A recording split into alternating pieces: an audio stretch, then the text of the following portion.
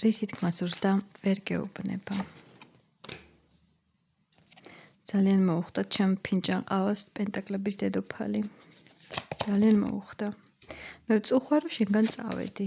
მე ვწუხვარ ყველაფერზე. მე ვწუხვარ უკვე აღარ უხდება ჩემი ფინჯანი ყავა ასე ტოქსიკურ ურთიერთობას. მე ვწუხვარ არჩევანს, რაღაცნაირად წუხს ეს ადამიანი ძალიან ბევრს. არ გეუბნება იმას და არ უნდა არაფრის თქმა, არც იმის სურვილი რომ გამოხატოს, შენ მაინც მის გულში ხარ, შენზე სულ აქვს ფიქრები, თუმცა აქ არ გამოირიცხება რა თქმა უნდა მესამე ფაქტორები და ის ზედაპირული დამოკიდებულება, რომელიც გამოიჩინა ამ ადამიანმა და აი ახლა დადგა ის მომენტი, რომ ყველაფერი უნდა ასყვიოს, მაგრამ ისეთი ადამიანია, ესე მარტივად ამას ვერ აზღვევინებ ვერაფერს. რთული ხასიათი აქვს, ძალიან.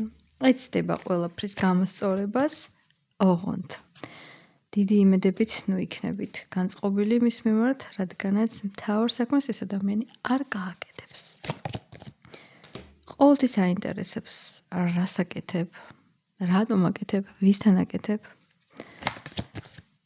და მაინც ძალიან პოზიტიურად განწყობილი და გონია, რომ ჩვენს ურთიერთობას მაინც მიეცემა შანსი. მაგრამ ეს ადამიანი არ იმსახურებს ამ შანსებს, ეს არის ყველაზე დიდი მინიშნება. და ფრთხილად იყავით. ისე სინანული, ისე შეუძლია, რომ შეუძლია ნამდვილად დაგაჯეროს,